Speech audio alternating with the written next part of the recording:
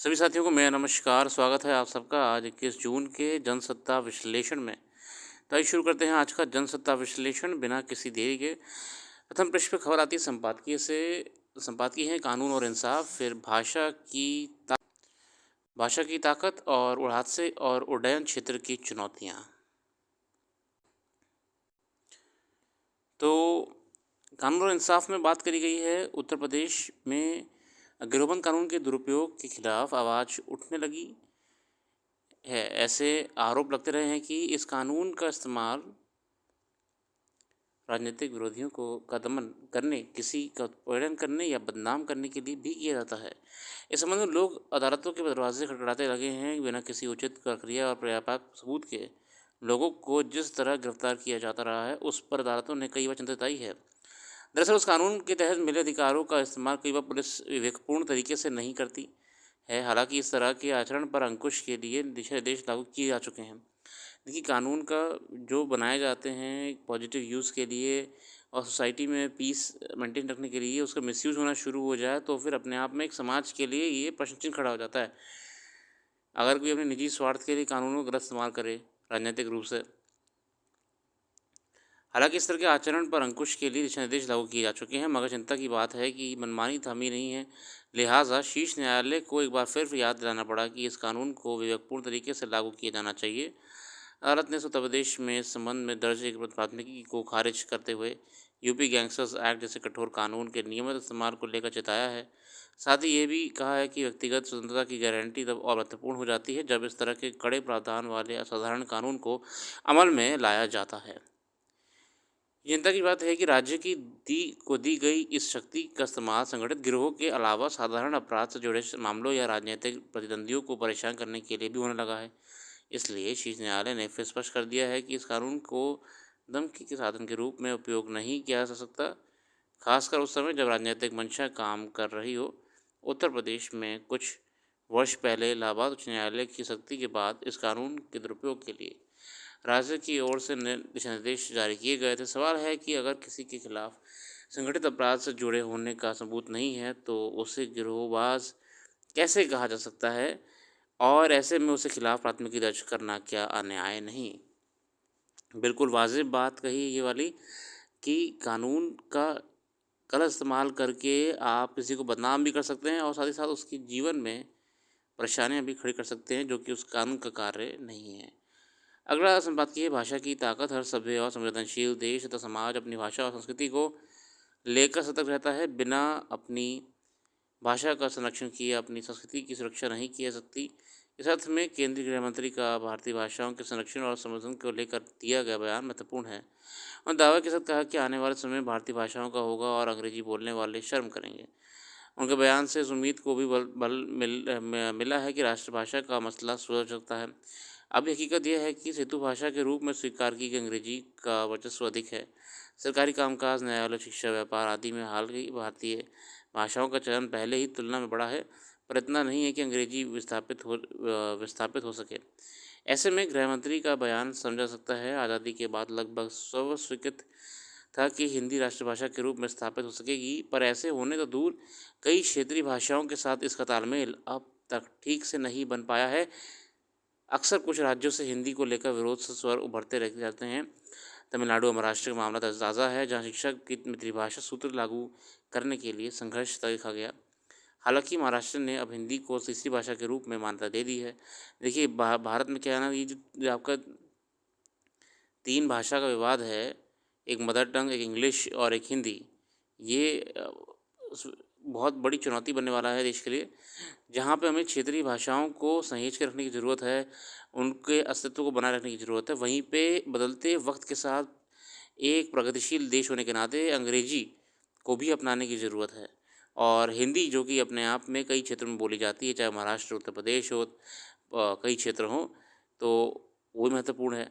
मगर इसको लेकर जो आजकल आइडेंटिटी क्राइसिस या फिर कहीं न कहीं क्षेत्रीयता, रीजनलिज़्म को बढ़ावा दिया जा रहा है, ये राज्य के लिए देखने की बात है। आज अब ज्ञान विज्ञान के क्षेत्र में काफ़ी तरक्की हो चुकी है, खास शिक्षा के क्षेत्र में अंग्रेजी भाषा का वर्चस्व बढ़ता ही दिखाई देता है। ऐसे में स्वाभाविक रूप से सवाल उठते रहते हैं कि इस तरह आखिर भारतीय भाषाओं में ज्ञान के प्रसार का रास्ता प्रशस्त कैसे हो सकता है? राष्ट्रीय शिक्षा नीति भारतीय ज्ञान परंपरा के संरक्षण, संवर्धन और प्रसार पर बल दिया गया है, मगर यह काम अपनी भाषा में ही हो संभव हो सकता है। अंग्रेजी में पहले ही बहुत सारी ज्ञान संपदा की गलत व्याख्याओं से सांस्कृतिक धुंधुक छा गई है। गृहमंत्री का वक्तव्य इस संदर्भ में व्यापक अर्थता समेटे हुआ है। ये सही है कि कई बार बदलते समय के मुताबिक भाषाओं को अपनी उपयोगिता सिद्ध करने में कठिनाइयाँ आती हैं, मगर भाषाओं का अस्तित्व केवल व्यापारिक वाणिज्यिक जरूरतों से जुड़ा नहीं हो सकता। गृहमंत्री ने इस संदर्भ में साहित्य का महत्व रेखांकित किया कि साहित्य हमारे समाज की आत्मा है। ये सदियों से हमारी संस्कृति, धर्म और स्वाधीनता की रक्षा करता आया है। कुछ लोगों को सदा से लगता रहा है कि इसे तेजी से बदलते दौर में जब दुनिया विश्वग्राम बन चुकी है, अंग्रेजी के बिना तरक्की संभव नहीं है। मगर इस सच्चाई में मुंह नहीं फिरा सकता कि भारतीय ज्ञान परंपरा को अवरुद्ध या, या कहीं कहीं इसकी धारा को पूरी तरह खत्म कर देने में अंग्रेजी का बड़ा हाथ रहा है। जिसे भारतीय आत्मा कहा जाता है, उसकी रक्षा भारतीय भाषा के जरिए ही संभव है। हालांकि गृह मंत्री ने भी स्वीकार किया कि विदेशी पहचानों से मुक्ति पाने में वक्त लगेगा और भारतीय भाषाओं का वास्तविक स्वरूप विकसित होने में कुछ कठिनाइयां हैं, पर यह संभव होगा। भाषाओं के संरक्षण और संवर्धन का जिम्मा चूंकि गृह मंत्रालय पर है, इसलिए ये माना जाना चाहिए कि गृह मंत्री अब अंग्रेजी को विस्थापित कर भारतीय भाषाओं का वर्चस्व स्थापित करने का दावा कर रहे हैं। तो निसंदेह उनके मन में इसे लेकर कई ठोस खाका है। बहुत ही बढ़िया संपादकीय और बहुत ही एक वाजिब मुद्दा भी है वर्तमान में भाषा को लेके।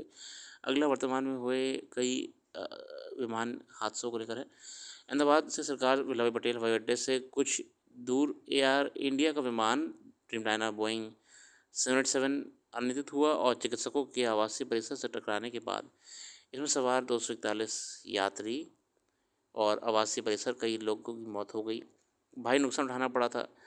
इस घटना के बाद राज्य और केंद्र सरकार ने हर संभव कदम उठाए। सभी संबंधित एजेंसियों ने विपदा की घड़ी में वे सब कार्य किए जिनकी उस वक्त तत्काल आवश्यकता थी। यहाँ ऐसी विपदा थी जो मानवीय गलतियों के कारण हुई। अब पुलिस समेत विभिन्न जांच दलों के सामने बड़ी चुनौती होगी कि वह घटना के वास्तविक कारणों और लापरवाही की बारीकी से जांच करे। जांच बिंदुओं की प्रामाणिकता और सत्यता के आधार पर भविष्य में विमान क्षेत्र की क्षेत्र सुरक्षा के लिए नए प्रबंध उपायों का भी आकलन होना चाहिए। इसके आधार पर जांच के अनुरूप घटना के मूलभूत कारण या अन्य कारणों की पहचान अति आवश्यक है।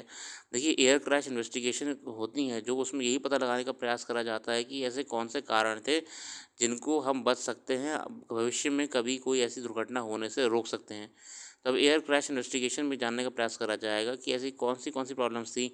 आपका जो ब्लैक बॉक्स होता है और फ्लाइट रिकॉर्डर होता है, इन सब के माध्यम से डेटा निकाल के एजेंसीज जो हैं आपकी विमान संबंधित वह जांच करेंगी।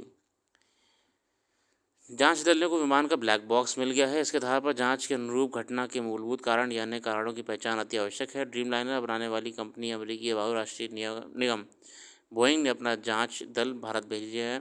अंतर्राष्ट्रीय नागरिक उड्डयन संगठन ने भी इस घटना के संबंध में जांच की दिशा में कदम उठाने लिए हैं। देशी विदेशी विमान कंपनियां नियमों और संगठनों से मंत्रालय तथा संबंध प्रतिपक्षारों के को घटना के कारणों की तह तक पहुंचना बहुत जरूरी है। दुर्घटना की भव्यता को देखते हुए सभी चाहते हैं कि विमान के अनियंत्रित होकर गिरने के मूल कारण सामने आए। अब जांच दलों पर निर्भर है कि वह नागरिक विमान क्षेत्र के प्रति लोगों का विश्वास कैसे बनाए रख सकते हैं। हादसे के सही कारण को पड़ताल होने पर भारतीय नागरिक और कार्गो उड्डयन उद्योग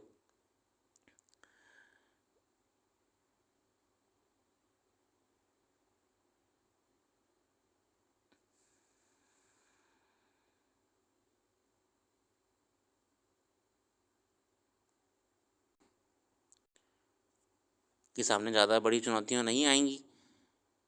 बोइंग के ड्रीमलाइनर विमान लंबी दूरी की उड़ानों के लिए उपयोगी माने जाने रहे हैं। जिस तरह श्रेणी के पहले विमान ने 14 वर्ष पूर्व पहली उड़ान भरी थी, दुनिया में अब 1100 से ऐसे विमान का संचालन किया जा रहा है। बिल्कुल लॉन्ग डिस्टेंस प्लेन ये होते हैं, बहुत ही बढ़िया होते हैं और ये बोइंग द्वारा बनाए जाते हैं, जो कि बहुत अंतर्राष्ट्रीय स्तर पे बड़ी कंपनी है प्लेन्स बनाने की। आगे देखते हैं। अहमदाबाद विमान हादसे के बाद सरकार के पास ये अवसर भी है कि वह विमान क्षेत्र की सुरक्षा के लिए कुछ ऐसी नई कार्यनीतियाँ बनाए जो यात्री विमानों को कम से कम मानवीय चूक से होने वाली दुर्घटनाओं से बचाने में पूरी तरह सफल हों।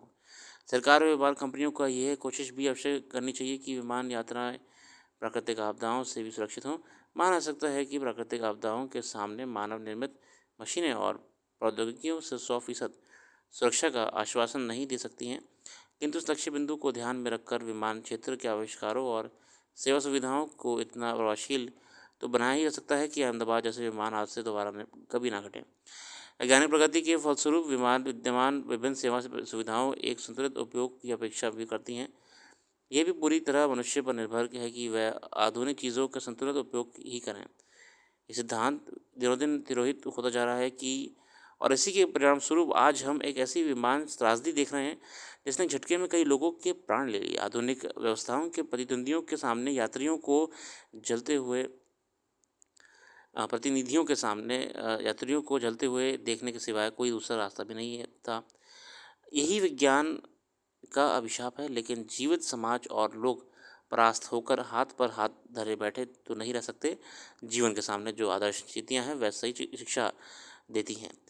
ये शिक्षा देती हैं कि आगे सब कुछ ठीक करना है। बस इसी शिक्षा के साथ सरकार और लोगों को आगे भविष्य विमान क्षेत्र के लिए जितना संभव हो सकता है उतना सुरक्षित वातावरण बनाते हुए विमान संयंत्रों को नवीनतम सुरक्षा उपायों द्वारा सुरक्षित करना होगा।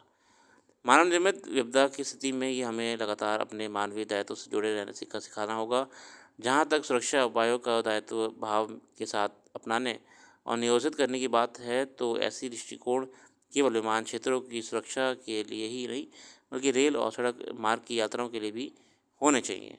यदि प्रोटोकॉल्स होने चाहिए, सेफ्टी प्रोटोकॉल्स होने चाहिए हर क्षेत्र के लिए ट्रांसपोर्टेशन को लेकर। अभी प्रयास यही होगा कि मानवीय गलती से किसी भी तरह के हादसे ना हो, अगर हो भी जाए तो उसका नुकसान कम से कम हो। आधुनिकता और रफ्तार के बीच मानवीय मूल्यों और सरोकार के साथ नागरिकों की सुरक्षा भी सर्वोपरि हो। इस संकल्प के साथ सड़क, रेल, विमान परिवहन से यात्रा को सुरक्षित बनाया जा सकता है। सेफ्टी प्रोटोकॉल्स होना बहुत ज़रूरी है आने वाले समय में। और सबसे बड़ी बात है कि ये जानना एयर क्रैश इन्वेस्टिगेशन में ज़रूरी है कि ये दुर्घटना क्यों हुई और इससे कैसे बचा जा सकता है। क्या सिर्फ एक मेंटेनेंस की एरर था, यहाँ पे मेंटेनेंस का इशू था, या फिर कोई बड़ा टेक्निकल फेलियर था, कोई सॉफ्टवेयर कोई ग्लिच था ऐसा जिसे समय रहते अन्य विमानों से सही करना चाहिए। फिलहाल इसके अलावा